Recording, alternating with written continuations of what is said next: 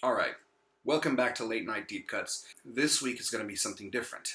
I'm going to be watching a TV show. It's called Nightman. Every night this week, I'm going to be watching one episode. It was made around the time that The X-Files came out. During the late 90s, there was a lot of these sci-fi movies that kind of tried to be kind of X-Files-y. And Nightman is basically X-Files meets superheroes. You have some of the strangest things happen in here, but it's all kind of in this comic book universe, kind of superhero universe, which makes for some strange yet oh so wonderful television. I'm going to watch an episode, then I'm going to talk about it and tell you about some things that I saw. It's been a while since I've seen these episodes, but I cannot wait. I am so excited. So, without any further ado, here is night 1 of 5 nights of Nightman. Let's just rewind that really quick. I love this theme song. You're about to learn a lot about my personal preferences as a human being.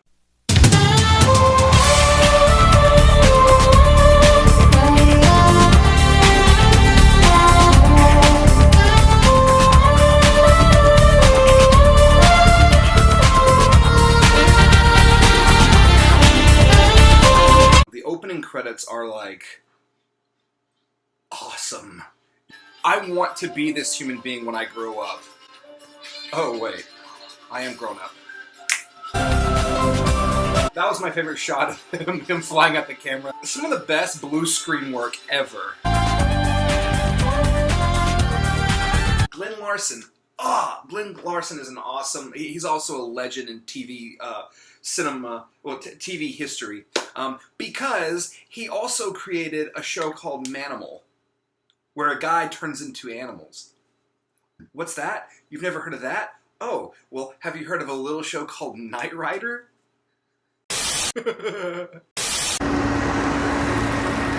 Pull over, Agent Crane. Why are we stopping here? Please step out of the car, sir. You can tell someone's in for a lovely evening. And the bodies flow straight out to sea. Hey, Charlie. Frank, what are you doing here? This is Frank. Now, Frank, his name's Frank Dominus. What an awesome name. And Frank Dominus is basically a retired cop, but, you know, he still every once in a while shows up at a crime scene to try to help out because, you know, he loves it so much. And he actually has some pretty awesome moments in the series, which we will discover as we continue on. Frank, you're not a cop anymore.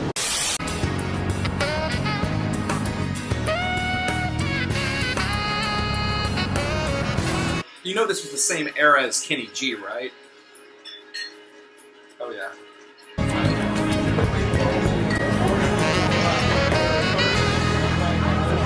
So you got Johnny Domino. Johnny Domino is a very famous jazz musician of this city, of Bay City.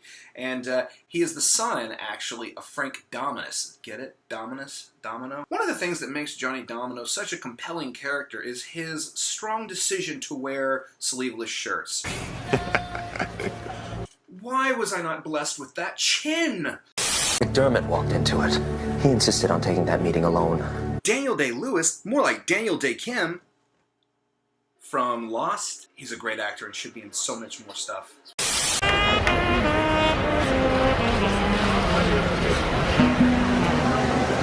So, what's one thing you want to hear when you're on a rail car surrounded by a bunch of people and it's hot outside? A saxophone. A sexy, sexy saxophone. We should have more of that. Now, the sky is purple. That's not normal. Wonderful acting. Wonderful acting.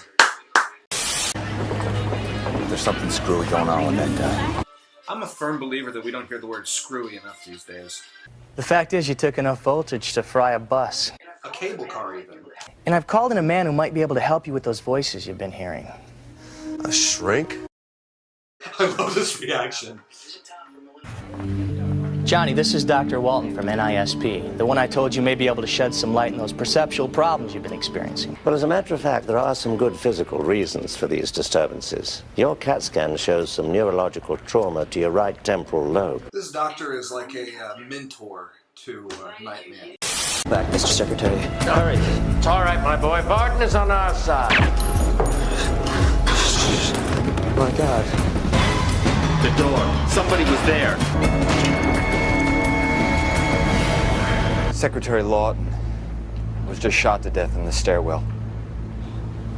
Someone escaped onto this floor. This man may have been involved. I could have been involved. I was making out with this hot chick. How did you get up to this floor, Mr. Domino? By the elevator. I saw it. Darn, he's got all the answers. Secretary is dead.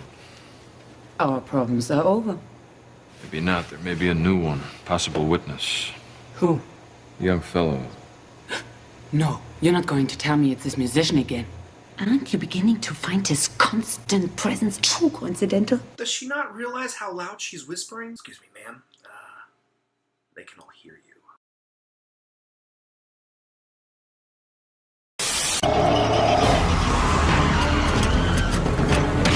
Not only is he a saxophonist, but he also karates the hell out of people.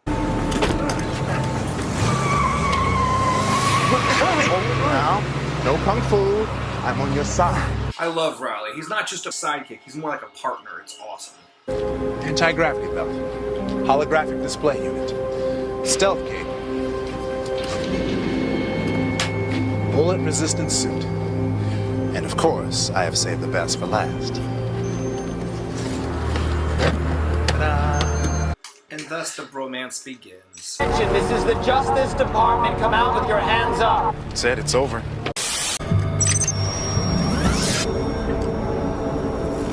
Oh, Riley, I feel like I could fly. You are flying, Johnny. Open your eyes.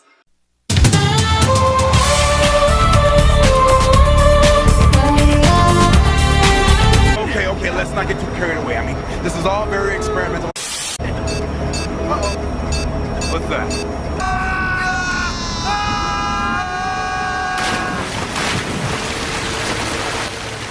What wacky shenanigans will they get into next?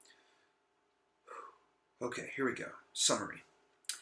4 engineers create a supersuit. This supersuit consists of a holographic image projector, an anti-gravity belt, a bulletproof suit, a laser eye thingamawhatsit, and an invisibility cape. This evil organization is trying to pursue these 4 men and their prototype so they can sell the prototype to the highest bidder of terrorists.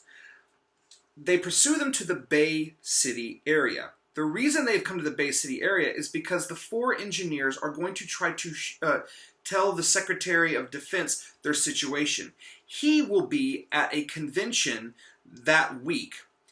But the evil organization figures this out and decides to assassinate him. The Secretary of Defense is on a trolley that is on its way to the convention when the assassins put a bomb on it. Now, on this train to entertain the people on this cable car is Johnny Domino.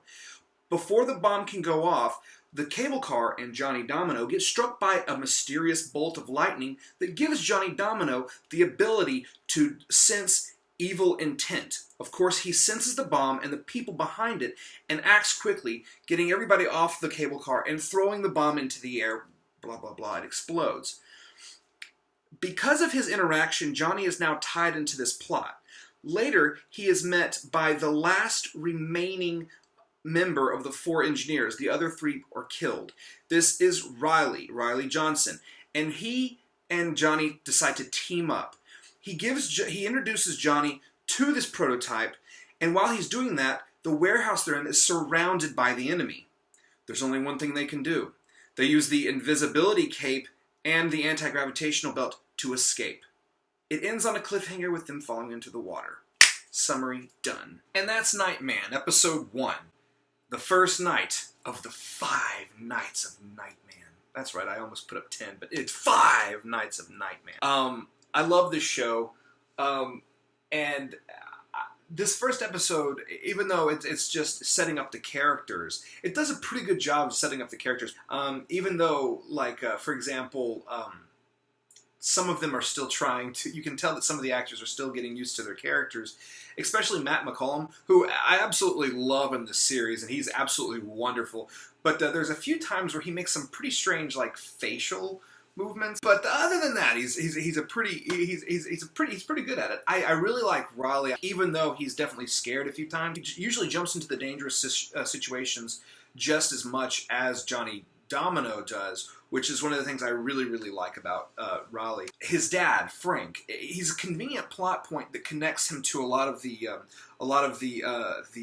crimes that happen throughout the city. Frank Dominos's connection to the police department is kind of Johnny's connection to that. And that's how Johnny finds out a lot about, what's happening criminal-wise in the city, is through that connection. But other than that, Frank actually has like a pretty interesting backstory. In the first episode alone, we learn that he got kicked out of the force by some crooked cops. We don't know exactly what happened, but his relationship with Lieutenant Charlie Dan is actually pretty interesting too. You can see they don't agree with each other on a lot of things, but they have this wonderful mutual respect, which I always really, really love. You'll see them butting heads a lot, but it's always in kind of like a friendly way, like Charlie Dan's like, "What are you up to now, you old crazy coot?"